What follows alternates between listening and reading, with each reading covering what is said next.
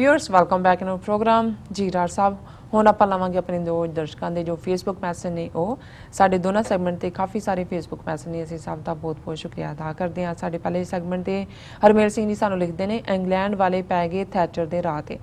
ਅੱਜ ਦੀ ਸਵੇਰ ਨੂੰ ਇੰਗਲੈਂਡ ਦੀ ਸਰਕਾਰ ਨੇ ਹਿੰਦੁਸਤਾਨ ਦੀ ਸਰਕਾਰ ਦੇ ਕਹਿਣ ਤੇ ਇੰਗਲੈਂਡ ਵਿੱਚ ਵਸਦੇ ਖਾਲਿਸਤਾਨੀ ਸਿੰਘਾਂ ਦੇ ਘਰੇ ਬਿਨਾਂ ਕਿਸੇ ਜਾਣਕਾਰੀ ਦਿੱਤੇ ਸਪੈਸ਼ਲਿਸਟ ਆਪਰੇਸ਼ਨ ब्रांच ने छापेमारी की ते नौजवानों के घरों उन्होंने मोबाइल लैपटॉप ते होर कई चीज़ां अपनी हिरासत में लै लियां ने ते सरकार ने दो वैबसाइटां 1984tribute.com ते neverforget84.com जिन्हां उत्ते शहीद सिंघां दीयां जीवनियां ते तस्वीरां सी ओह भी बंद कर दित्तियां ने। जिन्हां नौजवानों के घरे छापेमारी की गई है वह सारे नौजवान भाई जगदार सिंह जग्गी जोल के हक विच हर तरीके नाल अपनी आवाज़ बुलंद कर रहे हैं।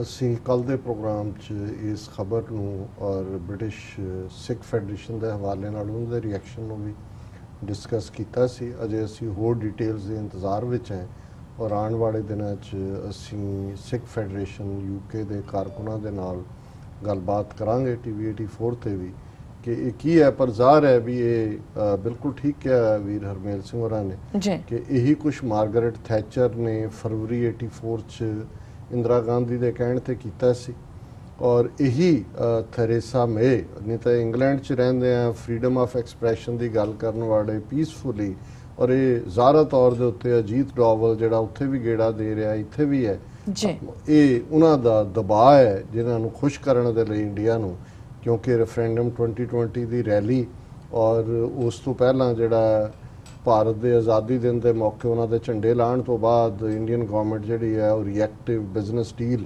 कैंसल करने दी धमकियां दे रही सी तो ये उन्होंने खुश करने लई कीता। बिल्कुल बाज सिंह सान लिखते हैं पंजाब अपने आखिरी साथ है बचा लो जे बचदा है एका करो ते आज़ादी लई हमला मारो। जियान अली लिखते हैं open Khalistan embassy in Nankana Sahib. Baaz Singh फिर दोबारा सान लिखते Punjabi can be saved if we free our Punjab. Kashmir Virk ji सा लिखते हैं डॉक्टर साहब जी तुहानूं ते तुहाडी सारी टीम नूं वाहिगुरू जी का खालसा वाहिगुरू जी की वाहिगुरू जी की फतेह। उन्होंने खालिस्तान जिंदाबाद दे नारे भी लगाए ने जिंदाबाद जिंदाबाद जिंदाबाद जिंदाबाद जिंदाबाद। मैं जैन अली साहब तुहाडा बहुत शुक्रिया। देखो हुकूमत इमरान खान दी जरा मजबूती नाल अजे उन्हां दे मुढ़ले दिन ने फिर असीं जरूर कम्यूनीकेट करांगे कि वो किवें सिख आज़ादी लहर और सिख मनुखी हकों की गल नूं इंटरनेशनल फोरम ते लियाण लई मददगार हो सकदा। बिल्कुल भुपिंदर सिंह जी सान लिखते हैं डॉक्टर साहब एक बार एक कोलंबियन नूं पुछया कि उसकी मूल बोली किहड़ी है वो कहंदी पता नहीं हालांकि वो दस रही सी कि अपने देश च वो पत्रकार है लैटिन लोगों च भी गुलामी तो अंदर तक है। हाँ कोई शक नहीं है उन्हां दी रेस बोली रहन सहन वो ना देसी रहे ना स्पैनिश बने तो बना उन्होंने की दिता। यही हाल साडा हो रहा साडे एक वड्डा तबका उस किस्म के हाल 70 साल जी इत्थे पहुंच गए। जी एन फिर सन लिखते हैं we will accept government of Khalistan we will support you every way come open Khalistan embassy in Nankana Sahib. देखो असी तां खोल देंगे तुहाडे मुल्क की हुकूमत अजे पहला देखते हैं कि भाई लत्तां किन्ना क भार चलदियां ने उन्होंने वक्त दईए और कोई नहीं वक्त आएगा असी अल्टीमेटली रल मिल के ही कुछ करना है। तुहाडा साडे बिना गुजारा नहीं साडा तुहाडे बिना नहीं जी।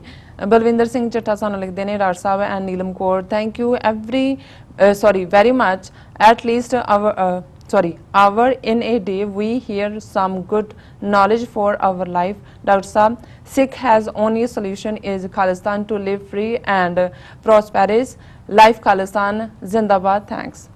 शुक्रिया चट्ठा साहब तुसी लिखिया पर तुसी साढ़े 15 मिनट खा गए हो 1 घंटा नहीं असी सवा घंटा बात कर रहे हैं। बात सिंह सानू लिखते हैं now in Punjab first English and Hindi are being taught after 1 year of 2 years of study then Punjabi is introduced in school syllabus. Solution is freedom 2020. देखो अमरिंदर नूं जदों ये पुछया सी वो कहंदा जी असी कोई नौकरियां घग्गर तक थोड़ी कर रही हैं अंग्रेजी हिंदी आनी चाहिए सो वो तो इसे दे भी खिलाफ है कि पंजाबी सूबा बनया क्यों सो सानू एक पासों नहीं चार चफेरों सानू घेर के मारिया जा जी। बात सिंह सानू दूसरे सेगमेंट ते लिखते हैं दिस इज प्योरली हाँ जी गवर्नमेंट टेररिज्म एंड बात सिंह फिर दोबारा सान लिखते हैं 800 Muslims are just a trial and test on the way to Hindu nation. ਫਿਰ ਬਸ ਵੀ ਹੁਣ ਅਸੀਂ ਇੱਥੇ ਇੱਕ ਬਸ ਕਰੀਏ ਜੀ।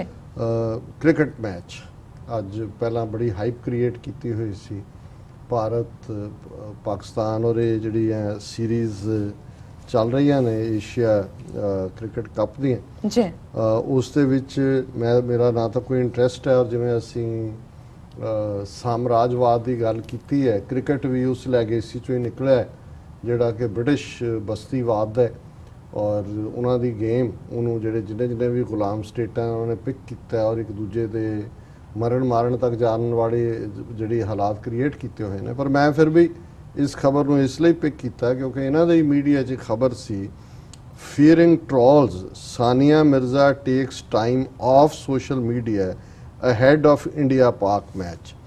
ਹੁਣ ਜਿਹੜੀ ਸਾਨੀਆ ਮਿਰਜ਼ਾ ਜੀ ਇਹ ਸਟਾਰ ਹੈ ਔਰ ਭਾਰਤ ਨੂੰ ਉਹਨੇ ਕਿਸ ਲੈਵਲ ਤੇ ਟੈਨਿਸ ਸਟਾਰ ਨੇ ਆਨਰ ਲਿਆ ਕੇ ਦਿੱਤਾ ਹੈ, ਇਹਨੂੰ ਸ਼ਾਇਦ ਅਰਜੁਨਾ ਅਵਾਰਡ ਵੀ ਮਿਲਿਆ ਹੋਇਆ, ਜਿੱਥੇ ਤੱਕ ਕਦੇ ਦੇਖਿਆ ਨਹੀਂ ਵੀ ਸੋਚਿਆ ਵੀ ਨਹੀਂ ਸੀ ਜਾ ਸਕਦਾ ਕਿ ਭਾਰਤ ਵਿੱਚ ਕੋਈ ਲੜਕੀ ਜਿਹੜੀ ਹੈ ਉਹ ਜਾ ਸਕਦੀ ਹੈ। ਇਹਨੇ ਉਹ ਲਾਰਲਸ ਵਿਨ ਕੀਤੀਆਂ ਜੀ, ਪਰ ਵਿਆਹ ਕਿਉਂਕਿ ਪਾਕਿਸਤਾਨੀ ਕ੍ਰਿਕਟਰ ਦੇ ਨਾਲ ਕੀਤਾ ਔਰ ਸ਼ੋਏਬ ਮਲਿਕ ਸਿਆਲਕੋਟ ਦਾ, ਔਰ ਹੁਣ ਕਿਉਂਕਿ ਮੈਚ ਦੇ ਵਿੱਚ ਸ਼ੋਏਬ ਮਲਿਕ ਵੀ ਖੇਲ ਰਿਹਾ ਸੀ ਜੀ। ਕਿਸ ਕਦਰ ਨਫ਼ਰਤ ਹੈ ਭਾਰਤ ਦੇ ਲੋਕਾਂ ਦੇ ਵਿੱਚ, ਔਰ ਇਹ ਲੋਕ ਨਹੀਂ ਜਿਹੜੇ ਗਲੀਆਂ 'ਚ ਜਾਂ ਉਸ ਰੋਹਤਕ ਦੀ ਪੰਚਾਇਤ ਵਾਂਗ ਜਿਨ੍ਹਾਂ ਨੇ 800 ਮੁਸਲਮਾਨ ਹੀ ਜਿਹੜੇ ਨੇ ਫੈਸਲੇ ਨਾਲ ਹਿੰਦੂ ਬਣਾ ਦਿੱਤੇ ਨੇ, ਇਹ ਜਿਹੜੇ ਫੇਸਬੁੱਕ ਤੇ ਬੈਠੇ ਇੰਟਰਨੈਟ ਦੇ ਉੱਤੇ ਪੜ੍ਹੇ ਲਿਖੇ ਕੁਛ ਤਾਂ ਇਹਨਾਂ ਦੇ ਟ੍ਰੋਲ ਬਿਠਾਏ ਹੋਏ ਨੇ, ਕੁਛ ਵੈਸੇ ਜੀ ਉਹਨਾਂ ਨੂੰ ਇਹ ਟੋਲਰੇਟ ਹੀ ਨਹੀਂ ਹੋਇਆ ਜਾਂ ਹੁੰਦਾ ਕਿ ਵੀ ਇੱਕ ਸਾਨੀਆ ਮਿਰਜ਼ਾ ਜਿਹੜੀ ਆ ਉਹਨੇ ਇੱਕ ਪਾਕਿਸਤਾਨੀ ਨਾਲ ਵਿਆਹ ਕਿਉਂ ਕਰਾਇਆ, ਔਰ ਉਹ ਵਿਚਾਰੀ ਦਾ ਕੀ ਹਾਲ ਕਰਦੇ ਹੋਣਗੇ। ਇਹਦੇ ਬਾਵਜੂਦ ਉਹ ਹਮੇਸ਼ਾ ਹੀ ਜਿਹੜਾ ਉਹ ਭਾਰਤ ਦੇ ਲਈ ਕਾਰਨਰ ਲੈ ਕੇ ਆਉਂਦੀ ਹੈ ਕਿ ਉਹਨੇ ਕੱਲ ਇਹ ਆਪਣੀ ਜਿਹੜਾ ਟਵਿੱਟਰ ਅਕਾਊਂਟ ਦੇ ਉੱਤੇ ਉਹਨੇ ਲਿਖਿਆ ਸੋਸ਼ਲ ਮੀਡੀਆ ਤੇ ਜੀ, ਉਹਨੇ ਕਿਹਾ so less than 24 hours to go for this match, safe to sign out of social media for a few days since the amount of nonsense they're gonna be said here can make a regular person sick just alone a pregnant one। वो pregnant होएगी। उन्हें कहा जी हुण मतलब जो कुछ चलना है मेरे खिलाफ एक आम बंदा भी उन्होंने नहीं सहार सकता, इसलिए मैं अपना सोशल मीडिया 24 घंटे पहला बंद कर दिता है, अगले दिन बंद रहेगा। Later guys knock yourself out but remember it's only a cricket match toodles। ਹੁਣ ਕ੍ਰਿਕਟ ਮੈਚ ਉਹਨੂੰ ਕਿਵੇਂ ਭਾਰਤ ਪਾਕ ਜੰਗ ਬਣਾ ਦਿੰਦੇ ਨੇ ਇਹ ਸਾਹਮਣੇ। ਸੋ ਮਤਲਬ ਕਿਸ ਲੈਵਲ ਤੇ ਇਸ ਸਾਨੀਆ ਮਿਰਜ਼ਾ ਦੀ ਹਰਾਸਮੈਂਟ ਪਿਛਲੇ ਪੀਰੀਅਡ 'ਚ ਹੁੰਦੀ ਹੋਏਗੀ ਜਾਂ ਹੋਈ ਹੋਏਗੀ ਕਿ ਉਹਨੇ 24 ਘੰਟੇ ਪਹਿਲਾਂ ਬੰਦ ਇਹ ਇਹਨਾਂ ਦਾ ਜਿਹਨੂੰ ਕਹਿੰਦੇ ਨੇ ਜੀ ਅਸੀਂ ਤਾਂ ਸਾਡੀ ਵਿਚਾਰਧਾਰਾ ਤੇ ਸਾਰਾ ਸੰਸਾਰ ਇੱਕ ਕੁਟੰਬ ਹੈ, ਇੱਕ ਫਲਾਣਾ ਹੈ, ਇੱਕ ਢਮਕਾ ਹੈ, ਇਹ ਫਰਾਡੀਏ ਜਿਨ੍ਹਾਂ ਨੇ ਜਿਹੜਾ ਉੱਥੇ ਘੱਟ ਗਿਣਤੀਆਂ ਦਾ ਜਿਉਣਾ ਹਰਾਮ ਕਰ ਦਿੱਤਾ ਜੀ। ਰਾਜ ਸਾਹਿਬ ਤੁਹਾਡਾ ਬਹੁਤ ਬਹੁਤ ਸ਼ੁਕਰੀਆ। ਹੁਣ ਤੋਂ ਸਾਡੇ ਦਰਸ਼ਕਾਂ ਦੱਸ ਦਿਓ ਅੱਜ ਦਾ ਵਿਚਾਰ। ਅੱਜ ਦੇ ਵਿਚਾਰ ਲਈ ਅਸੀਂ ਚੌਥੇ ਪਾਤਸ਼ਾਹ ਦਾ ਆਸਾ ਰਾਗ ਦਾ ਸ਼ਬਦ ਆਸਾ ਮਹੱਲਾ ਚੌਥਾ ਚੁਣਿਆ ਜੀ। ਸਤ ਸੰਗਤ ਮਿਲਿਐ ਹਰ ਸਾਧੂ, ਮਿਲ ਸੰਗਤ ਹਰ ਗੁਣ ਗਾਏ, ਗਿਆਨ ਰਤਨ ਬਲਿਆ ਘਟ ਚਾਨਣ, ਅਗਿਆਨ ਅੰਧੇਰਾ ਜਾਏ, ਹਰ ਜਨ ਨਾਚੋ ਹਰ ਹਰ ਧਿਆਏ, ਐਸੇ ਸੰਤ ਮਿਲੈ ਮੇਰੇ ਭਾਈ, ਹਮ ਜਨ ਕੇ ਧੋਵੋਂ ਪਾਏ ਰਾਹੋ। ਜਿਵੇਂ ਰਾਹੋ ਦੀ ਤੁਕ ਸੈਂਟਰਲ ਆਈਡੀਆ ਹੁੰਦੀ ਹੈ ਸ਼ਬਦ ਦਾ, ਉਸ ਤੋਂ ਹੀ ਅਸੀਂ ਵਿਚਾਰ ਦੀ ਸ਼ੁਰੂਆਤ ਕਰਦੇ ਹਾਂ ਜੀ।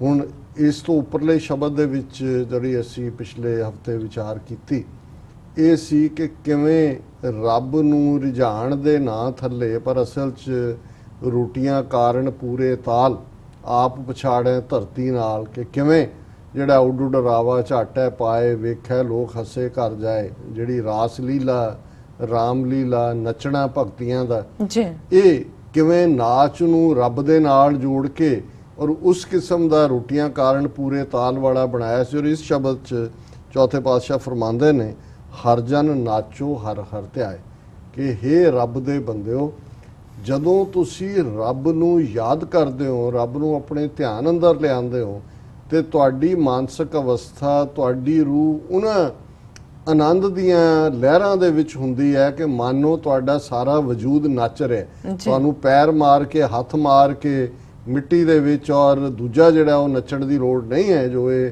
ਭਗਤੀ ਦੇ ਨਾਂ ਥੱਲੇ ਕਰਦੇ ਨੇ।